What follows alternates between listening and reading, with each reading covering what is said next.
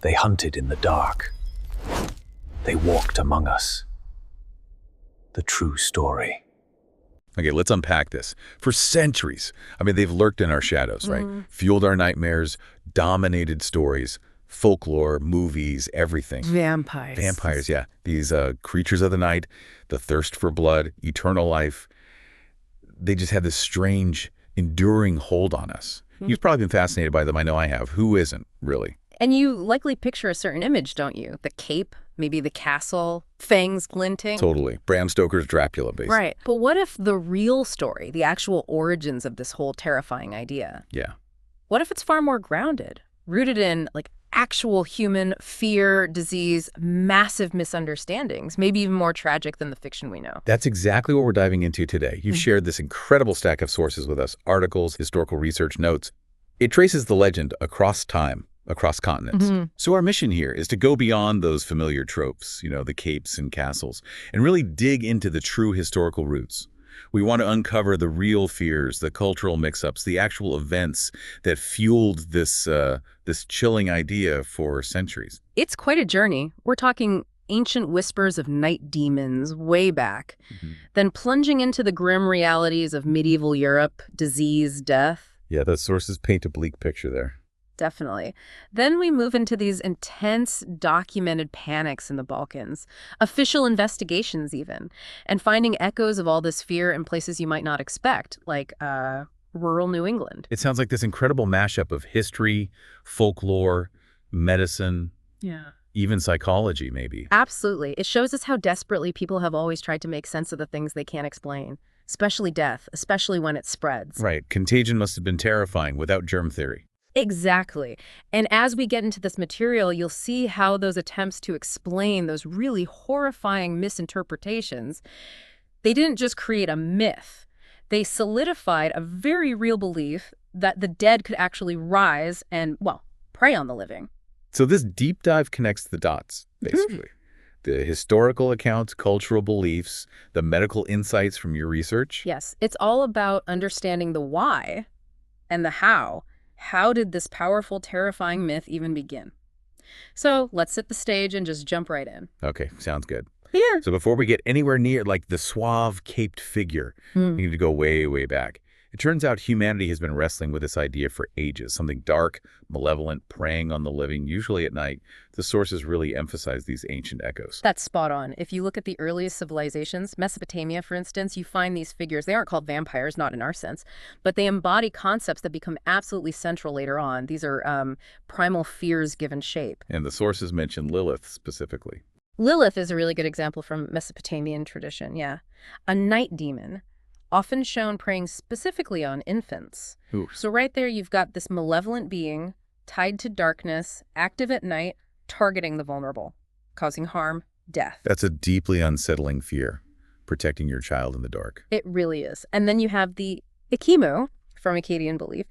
These were thought to be restless spirits, maybe someone who died violently or wasn't buried properly, so they couldn't find peace. Okay, restless spirits like ghosts. Sort of, but the crucial thing about the Ekimu, according to the beliefs, was that they weren't just floating around. They could actively drain the vitality, the life force, right out of living people. Whoa. So the idea of something dead or undead actively harming the living by stealing their life energy. Yeah. That connection goes back millennia. Precisely. These Mesopotamian beliefs, they established these core ideas. The night connection, the link to the dead or spirit world, and this act of harming or draining the living. They're articulating a very ancient anxiety about what happens after death, and the terrifying thought that maybe the dead don't stay gone, and maybe they come back angry. And as we move forward chronologically, the sources show these fears didn't disappear. They just evolved in Greek and Roman mythology. You see similar figures, yeah, but with their own twists. Take the Empusa in Greek myth, a shape-shifting demon often linked to the goddess Hecate. Sometimes she'd appear as a beautiful woman to seduce men and then drain their life force. So again, supernatural, often female, linked to darkness, draining humans. And Lamia, she sounds particularly nasty. Lamia is another Greek figure, usually depicted as this monstrous woman who steals and eats children. Maybe not draining blood exactly, but representing that same core fear. An unnatural, terrifying being preying on the most vulnerable, a monstrous hunger for human life. And the Striges, or Strix. The sources said they changed over time. They did seem to evolve. Initially, in Roman folklore, striges were often described as these owl-like birds active at night, feeding on the blood of infants. Okay, direct blood feeding now. Right, a very clear precursor. Then over time, sometimes their depiction became more human-like, more like hag witches, but the consistent things were the night association and consuming blood or flesh, often from babies or children. So if you pull all these ancient figures together, Lilith, Ekimu, Empusa, Lamia, the strides, okay, they weren't called vampires, not like we use the word now. But it feels like people were definitely wrestling with very similar primal fears. Absolutely. It wasn't one single monster concept back then, but they absolutely laid the groundwork. They established these recurring themes that eventually merge into the vampire myth we recognize, associated with night or darkness, tied to the dead or supernatural, preys on the living, draining vitality, blood consuming them. Like one source says, these were the primal fears, the foundational whispers of something dark that stalked the night. It just shows the idea of some kind of malevolent force, human or not, feeding on the living is incredibly ancient. Which brings us forward into medieval times. And yeah, the sources paint a picture of life back then that just sounds unrelentingly grim. Understanding the context of medieval and early modern Europe is absolutely crucial here. Life was precarious. You had massive plagues like the Black Death wiping out huge parts of the population, recurring famines, sanitation, forget about it. Right. And critically, there was just profound lack of scientific understanding about disease, how it spread, about what actually happens to a body after death, about basic human physiology. So death wasn't this distant thing. It was constant. It was omnipresent, an everyday reality. And this constant closeness to death, mixed with ignorance, it created an environment where the line between life and death could feel terrifyingly thin, almost blurred in people's minds. And this is where some really, really horrifying misunderstandings started taking root, especially around, well, dead bodies. Exactly. And one of the most disturbing things highlighted in the sources is premature burial. It happened. Without modern ways to confirm death, someone in a deep coma or a catatonic state, they could look dead and be buried alive. Just the thought is chilling. But the sources explain how this awful mistake fed directly into the whole vampire idea. Yes, and this is where reality gets weirder and honestly much sadder than fiction. Imagine maybe years later, a grave is disturbed, maybe they need to bury someone else in a crowded churchyard, and they uncover this body buried alive weeks or months before. It might look unnaturally fresh compared to what they expect. Because it hadn't decomposed as much. Possibly. Or decomposition works differently than they thought. But here's a really gruesome detail noted in the sources. Imagine someone waking up inside a coffin. In their panic, struggling to breathe, trying to get out, they might bite their own tongue or their lips hard. Oh, God. Leading to blood around the mouth. Precisely. Now, picture someone from that era with no medical knowledge digging up a body that looks surprisingly preserved and has fresh blood around its mouth. They're not thinking, oh, this poor soul suffered unimaginably. No, they're interpreting it through the only lens they have. Fear and folklore. It looks like the dead person has been active, like they've recently fed. And that blood, that's their victims. Okay, so that's one horrifying factor, mistaken death. But the sources also go into detail about how completely normal natural decomposition was also seen as proof of vampirism. This seems huge. It's a massive piece of the puzzle. Think about what actually happens to a body after death. It's not pretty, and it wasn't understood. The sources describe several things that were just misinterpreted horrifically, bloating, for instance. Right. The body swells up. As bacteria inside break down tissues, they produce gases. These gases build up, causing the abdomen, the face, the whole body to swell. To medieval eyes, that wasn't decay. That looked like the corpse had recently gorged itself, probably on blood. It looked well fed. And the sounds. The sources mentioned sounds. Yes, gas expulsion. As these gases build and shift inside the body, they can be forced out through any opening. The mouth, the nose, the anus. This could create sounds, groans, sighs, gurgles coming from the coffin or the grave. Oh, creepy. Terrifying. To people steeped in superstition, that wasn't gas escaping decaying tissue. That was the corpse moving, making noise. Proof it was still animated. There's also something about skin peeling. That sounded strange. Yeah, this is explicitly mentioned in the Peter Blagojevich account we'll get to. The witness described the old skin had peeled away and a new fresh one had emerged under it. What's actually happening is skin slippage, or desquamation. The outer layers of skin naturally loosen and slough off as decomposition progresses. It can reveal the newer-looking skin underneath. But they saw it as regeneration. Exactly. It didn't look like decay to them. It looked like the body was renewing itself, shedding old skin for new. A sure sign of unnatural vitality after death. And then the big one, the clincher in their eyes, I guess, the blood.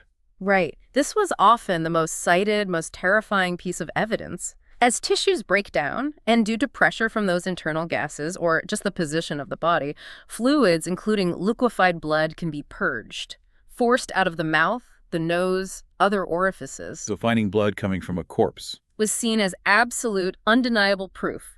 Proof the deceased had been out, had recently fed on the living, and this was the blood of their victims, still draining from them. It paints this grim picture of a world where completely natural processes were just filtered through this lens of supernatural terror. That's exactly it. These horrifying misinterpretations, they weren't usually born from malice. They came from a desperate, terrified need to explain the inexplicable, especially widespread death. When people around the deceased person started getting sick and dying too, which happened all the time in crowded, unsanitary villages with contagious diseases running rampant, Wasn't a huge leap for them. it felt horrifyingly logical. The person who died first must be the cause. They must have come back from the grave. These misunderstandings didn't just create stories, they solidified the actual belief that the dead could rise and were actively preying on the living. And this belief, fueled by all these misinterpretations, it just exploded, didn't it? In the 18th century Balkans, the sources call them vampire epidemics. This period is absolutely critical because the belief escalated from being, scattered local folklore into something that gripped entire regions. It caused mass panic, and it even started attracting official government attention. You had intense, palpable fear seizing village after village. And the sources describe a pretty clear pattern to these events, right? Chillingly consistent. It would usually start like this. Someone dies. Often after an illness, but sometimes suddenly. Then, very soon after, other people in the same community, usually family members, close neighbors, they start getting sick and dying too. Often with the exact same symptoms as the first person. And the villagers' immediate thought. With terrifying certainty, they concluded that the person who died first hadn't stayed dead. They'd become an upper, or a vampire. They were coming back from the grave at night, stalking their own family and friends, draining their life force, or maybe somehow spreading the same sickness that killed them. This is where that case study, Peter Blagojevich, from 1725 Serbia, it becomes such a stark example. Peter Blagojevich is often held up, like folklorist Paul Barber notes in one source, as the quintessential European vampire case, because it follows that pattern so perfectly. Blagojevich died. Then within about 8 to 10 days, 9 other people in his village also died, many after very short illnesses. The villagers were utterly convinced Blagojevich was doing it. So driven by this intense fear, what did they do? They demanded his body be dug up, which they did about 10 weeks after he was buried. And this is where we get those specific, chilling details from the official witness report quoted in the source material. The witnesses, local officials, even a priest were stunned by what they found. What did they report? They reported, and this is a quote, they did not detect the slightest odor that is otherwise characteristic of the dead, which, to them, suggested incredible preservation for that length of time. Which, as we talked about, they'd see as unnatural freshness, not just slow decomposition, maybe due to conditions or something. Exactly. They explicitly noted the body was completely fresh. They claimed his hair and beard had grown, another common decomposition myth, and then that detail about the skin we mentioned. The old skin, which was somewhat whitish, had peeled away, and a new fresh one had emerged under it, interpreted as renewal, not decay. And the ultimate proof they couldn't ignore. The fresh blood, the source quotes the witness. Not without astonishment, I saw some fresh blood in his mouth, and according to the common opinion, this is a perfect sign of a vampire. For them, seeing that, case closed, the body looked fresh, maybe made sounds, and had blood in its mouth. And the immediate reaction, what did they do then? They staked him. Right there, drove a stake through his heart. And according to that same account, as they did it, a quantity of blood, quite fresh, gushed out of his mouth. Oh, wow. Which they saw as final confirmation he was a vampire, when, in reality, puncturing a bloating, decomposing body could absolutely cause fluids like that to be expelled forcefully. Peter Plagojewicz. That's one incredibly intense case. Yeah. But the sources also mention Arnold Paole as being perhaps even more significant, specifically for how the whole vampire idea spread beyond the Balkans. Arnold Paole, or Arnold Paole sometimes, was another Serbian case, early 18th century. His death was different, supposedly broke his neck falling off a hay wagon. But just like Plagojewicz, after he died, a wave of sickness and death swept through his village. And Paole got the blame. And they exhumed him too. And Others. Yes, him and many of his supposed victims. And they were found in states that the villagers and the investigators interpreted as vampiric. Similar descriptions, fresh-looking, blood, etc. so what made Paole's case different? Why was it so influential? The key difference was who investigated it. This wasn't just local villagers and a priest. Paole's case and the subsequent outbreak was investigated by Austrian military authorities. Yeah. The Habsburgs, who controlled that region at the time, they sent military surgeons. Okay, official involvement. Crucially, the official report of this investigation, called the Visum et Repercum, which means seen and discovered, was published, and it circulated widely.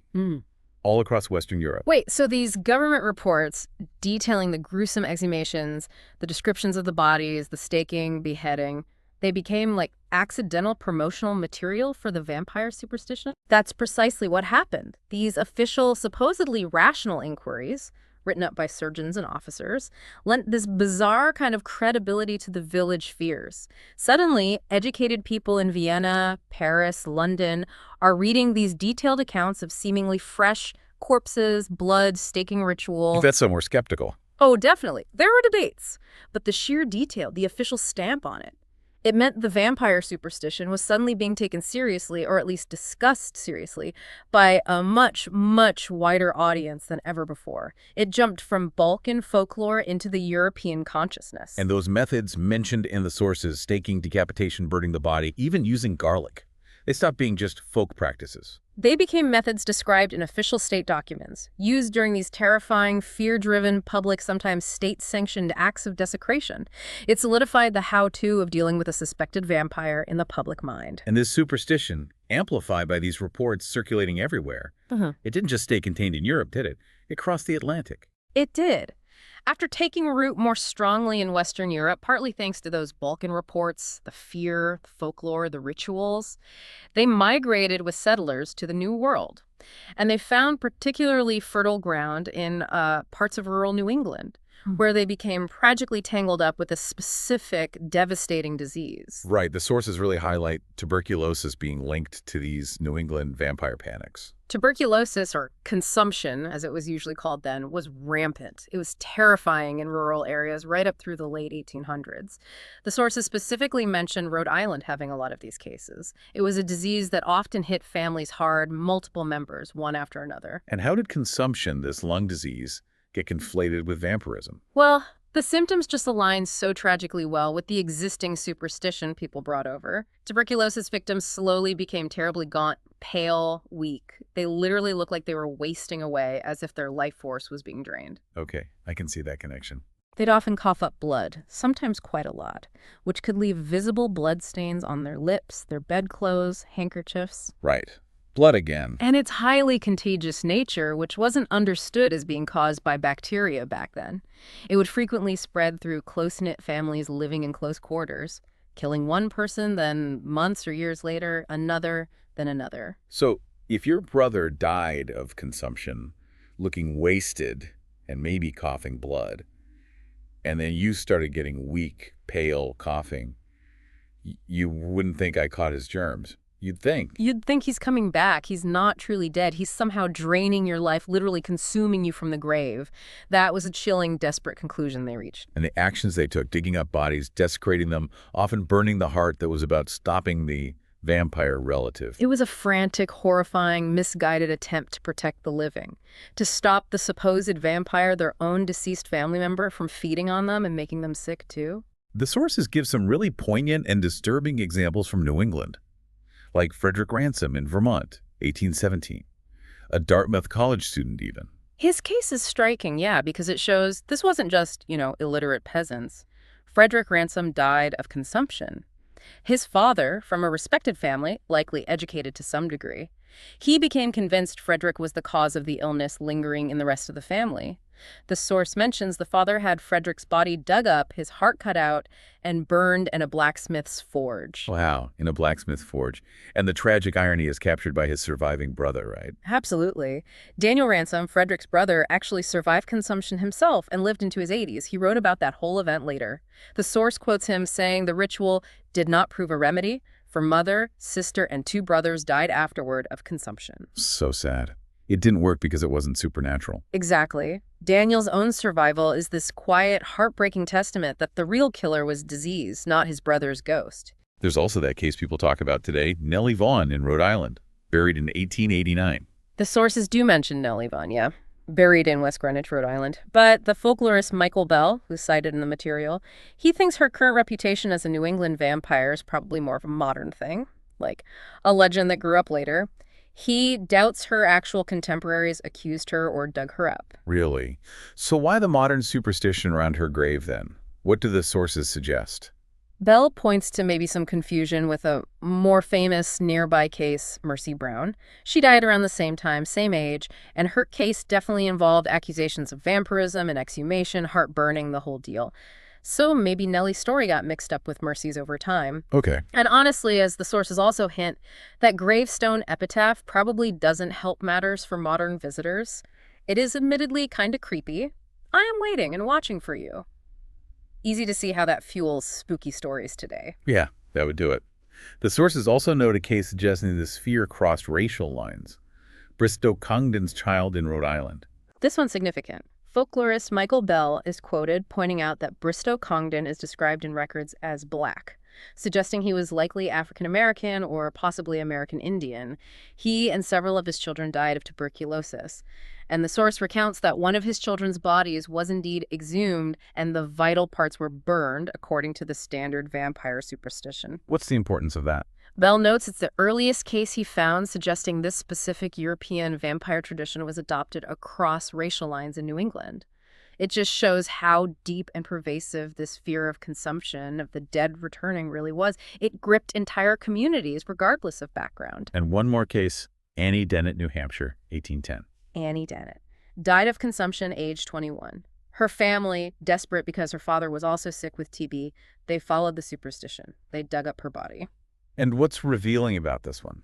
What's particularly interesting is that a traveling minister, a man named Enoch Hayes Place, was actually there. He witnessed the exhumation and wrote about it in his diary. A minister participated. Wow. What did he write? The source quotes his diary entry. They opened the grave, and it was a solemn sight indeed. There was but a little left except bones. Wait, just bones? Mostly just bones, according to him. Which you'd think would immediately disprove the idea of a fresh, active, flesh-and-blood vampire, right? I think. But it didn't necessarily stop them. The fear, the ritual, sometimes persisted even when the physical evidence didn't quite match the folklore. And the fact that a respected community figure like a minister was present, maybe even condoning it, it just underscores how deeply ingrained this belief system was. It could override even what people saw with their own eyes. So, okay, we've traced these fears. Ancient demons, medieval misunderstandings of death, decomposition, these intense Balkan panics that got official attention spread the idea. Then this tragic echo in New England tied directly to tuberculosis. But eventually science started catching up, right? Offering different explanations. Slowly, yes. As scientific understanding grew, particularly around disease transmission, human physiology, the actual chemical processes of decomposition doctors and scientists started to recognize the real-world phenomena behind the scary stories.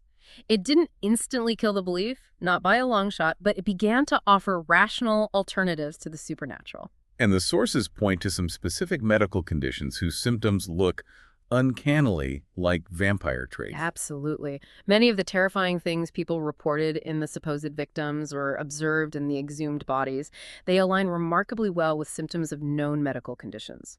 Conditions that were common enough, but completely mysterious back then. One condition mentioned is porphyria. Porphyria. It's actually a group of rare genetic disorders. They affect the nervous system or the skin, sometimes both, and the sources highlight several symptoms that could easily feed into the vampire myth. Like what? Well, certain types cause extreme sensitivity to sunlight, photosensitivity. Someone with a severe form might have to avoid daylight completely, becoming essentially nocturnal. Okay, checks the creature of the night box right there. Exactly. Other symptoms can include receding gums, This could make the teeth appear longer, more prominent, maybe even fang-like in severe cases. Wow. Some forms cause urine to become discolored, sometimes reddish or brownish, which could be mistaken for blood. And there can be neurological issues too. Mental disturbances, agitation, anxiety, delirium, behavioral changes. And that weird connection to garlic. This is one of the most fascinating potential links. It turns out the sulfur compounds in garlic can actually worsen the symptoms of certain types of porphyria. It can trigger attacks or cause pain. No way. So the folk remedy to repel vampires Could genuinely cause distress or harm to someone with this specific condition, which of course would only reinforce the belief that the garlic worked because they were a vampire. The remedy itself seems to prove the diagnosis. That's incredible. The remedy reinforces the delusion. Okay, another illness the sources mention is rabies. Rabies. A truly terrifying viral disease, usually spread by animal bites back then, and its symptoms also map disturbingly well onto vampire folklore. It causes dramatic neurological changes, including aggression, increased agitation, And hypersensitivity. Yes. Sufferers often become extremely sensitive to stimuli. Light sensitivity photophobia is common, leading them to avoid bright places, maybe preferring darkness. Okay. They can also develop hydrophobia, an aversion to water, difficulty swallowing, panic at the sight of water, and there's often foaming at the mouth because of issues with saliva production and swallowing. And of course, Yeah. biting behavior is a known symptom in the later stages. Right, so picture this. Someone in a pre-scientific community gets bitten by a rabid animal. Weeks later, they start acting aggressively, shunning light, maybe recoiling from water, foaming at the mouth, and trying to bite people through the lens of fear and folklore. That looks terrifyingly like some kind of monstrous transformation, maybe linked to the animal bite, maybe seen as demonic possession or, yes, vampirism. Makes a horrible kind of sense. And then, circling back to tuberculosis, which was so central to those New England cases. Tuberculosis, consumption. It was arguably the most direct real-world disease fueling the later panics, especially in America. As we discussed, the symptoms were just too close to the folklore, the wasting away, the extreme pallor. The weakness victims looked like they were literally being drained of life. And the blood. The coughing up blood was such a dramatic, visible sign. It put blood literally on the lips and hands of the dying. Hard to ignore that if you already believe in blood-drinking entities. And its contagious nature, hitting families sequentially. Yes. In a time before anyone understood contagion or bacteria, that pattern of one family member dying, then another, combined with the wasting appearance and the visible blood, it created this horrifyingly plausible narrative. The dead relative must be causing it. They must be feeding on the living. The disease itself acted like a vampire, consuming families from within. So it wasn't just one thing. It sounds like it was this perfect storm. Terrifying symptoms from various real diseases, plus normal decomposition changes, all happening in a world with zero medical understanding and filtered through existing superstitions about death, spirits, and the malevolent dead. Exactly. These were real human tragedies, real illnesses causing immense suffering, real natural post-mortem processes, all misinterpreted through this powerful lens of fear and inherited folklore. Science eventually started chipping away at the physical mysteries, giving rational explanations for things that had terrified people for generations. But the sources also seem to suggest that even as science offered explanations for, like the bloating or the blood, the myth itself didn't just pack up and disappear, it changed form. That's right. Science could explain maybe why a corpse looked a certain way or why someone had certain symptoms, but it couldn't just extinguish the deeper, primal fears that the vampire figure had come to embody. The sources suggest that as the historical panics died down, the idea of the vampire didn't vanish. It just sort of migrated, moved out of the official reports and the terrified villages and into literature, art, imagination. Which is, I guess, why we're still talking about them, still fascinated by them today, centuries later. I think so. Because the vampire myth, ultimately, it's this complex tapestry woven from our most universal human anxieties, isn't it? Fear of death, obviously. Yeah. Fear of disease, of the body betraying us, fear of the unknown, the darkness, maybe even fear of predatory impulses within ourselves. So we've really journeyed through the history of this thing. From those ancient whispers, demons draining vitality, through the medieval period, the horrifying mistakes about death and decay, the intense Balkan panics, officially documented, spreading the fear, and then that chilling echo in New England, tied so closely to tuberculosis. And finally, seeing how medical knowledge started to shed light, providing rational explanations for symptoms that once seemed like proof of the undead. It's a journey that shows the vampire wasn't just conjured out of thin air. It's this profound, sometimes incredibly tragic manifestation of humanity's oldest fears, filtered through centuries of culture, belief, a lack of scientific understanding, and a lot of very real suffering from plagues and diseases. The power of the myth isn't just the fangs and capes. It's what it says about us, about our deepest anxieties. It really speaks to those primal worries about life, death, how fragile we are, the boundary between the living and the dead, or if there even is one. This deep dive, Yeah. looking at your sources, it really brings home the chilling reality behind the legend. It wasn't always Gothic romance. For centuries, it was real panic, horrifying misinterpretations of nature, desperate families doing unthinkable things out of fear and grief. And those historical vampires, in a very real sense, they were often victims twice over. First, victims of whatever disease or condition killed them, and then victims, again, of the fear, the ignorance, the superstition that led to their bodies being desecrated after they were already gone. So here's something to chew on, maybe. Given everything we've learned about these historical roots born from real fear, real disease, tragic mistakes, does understanding that unsettling reality actually make the vampire myth less scary? Or does it maybe reveal something even more profound, maybe even more chilling about how powerful and persistent human fear itself can be? Or maybe think about it this way. The historical vampires were usually completely innocent victims of circumstance and misunderstanding. What does that tell us about how easily fear can twist our view of reality? How it can lead us to demonize others, even do terrible things based on what we think we see, rather than what's actually there? A lot to think about there. Thank you for joining us on this.